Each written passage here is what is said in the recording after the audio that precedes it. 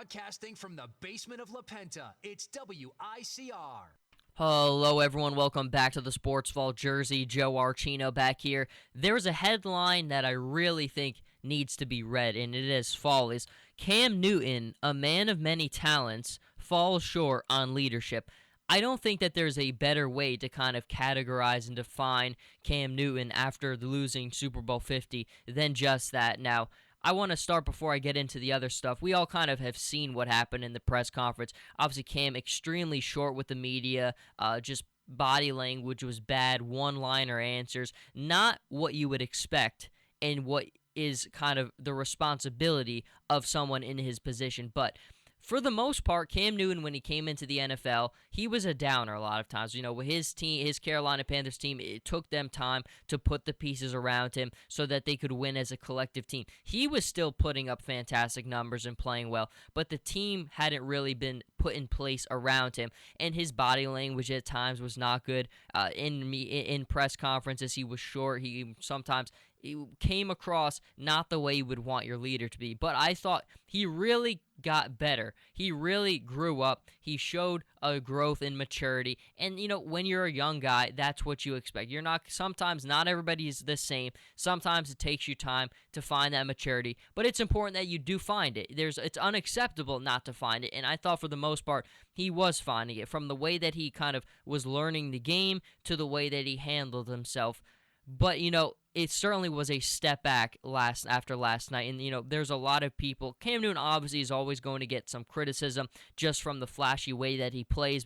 And I can't believe that I'm kind of agreeing with Deion Sanders, but I think he's kind of the guy who hit the nail on the head last night. You know, he was saying if you want to be dabbing and you want to be doing all this stuff on the field when you're winning, that's great, but you've also got to be able to take it when you lose. And clearly, Cam Newton was not able to take it last night when he lost. And I think if you're really trying to compare, all you have to do is look at Peyton Manning and then again look at Cam Newton.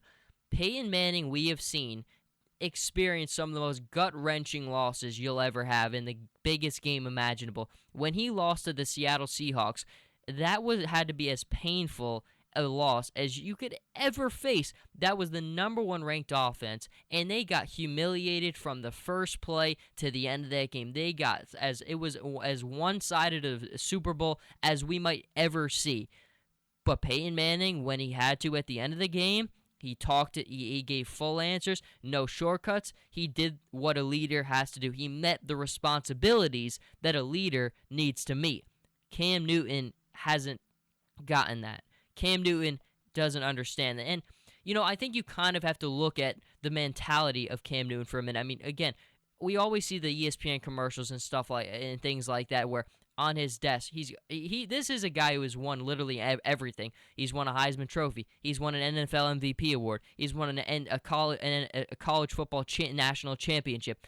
He has really won everything that there is to win. And he's even talked about that, how, you know, part of the reason when he came into the NFL, why he did struggle with his composure and things like that, is because he has not faced a lot of losing during his career. And certainly, he has just lost the biggest thing that you could ever lose. Now, when he won the national championship with Auburn against Oregon, that really was not a cakewalk game. That was a very, very close football game. Those were probably the two best offenses in the country going up against one another at the time. You had Chip Kelly's high-speed Oregon offense going up against Gus Malzahn, who was the offensive coordinator for Auburn. I don't really give Gene Chizik, who was the head coach of Auburn at the time, as much credit. He was really more of a defensive guy. It was Gus Malzahn's offense. They were the ones that really led them to that point that year. But Cam Newton, that was a very close football game, and he was able to pull away.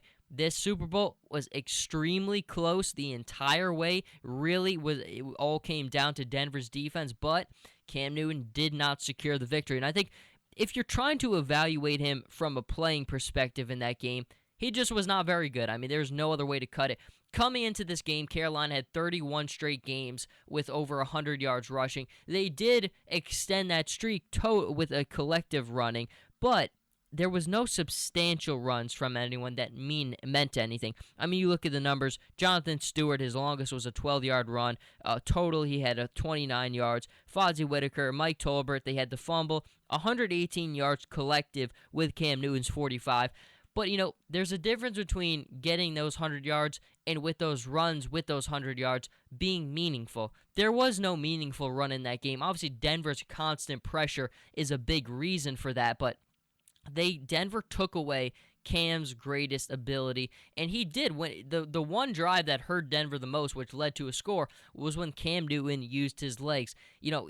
Denver really locked up everybody. Greg Olsen, they did an incredible job of taking him away, neutralizing him. Jonathan Stewart really didn't get anything meaningful going, and that really inhibited Cam. But I think evaluating him from a playing perspective, it was not great. He really didn't have any great throws in that game. Yeah, he had that one down the field to Devin Funchess and the one to Corey Brown, but he really was throwing those balls over a lot of guys' heads, and that is really the sign of being nervous. I think it was Bill Cowher last night who said, really watch out for the beginning of this game because a lot of young quarterbacks who've never been here before, you could see the nerves early when the ball's they're just missing guys by overthrowing them. That certainly was the case for Cam, and that continued throughout the game. You give so much credit to Denver's defense because I don't think that's a historic defense, but I think certainly they went on a historic run with that pass rush. Von Miller and DeMarcus Ware, that was one of the greatest dynamic duo performances that I've ever seen in the Super Bowl. If they were co-MVPs, I wouldn't have had a problem with it, but Von Miller clearly, it was an incredible, incredible display, and that's the reason we all know. You know what you're watching. You can see who's playing better. You can see why the team won and who lost and why they lost. You know why Denver won that football game, and Cam Newton clearly didn't do his team any favors. But, I really think I worried a little bit about Cam Newton after beating the Seattle Seahawks. The Carolina comes out in that game and just right out of the gate storms and just blows the doors off of Seattle. But they get shut out in the second half of that football game. Cam Newton looked a little bit rattled at times. You could see, and I think for me, one of the things I did worry about, now I'm not making excuses. I picked the Carolina Panthers. I was wrong. But one of the things that I did worry about was Cam Newton's composure.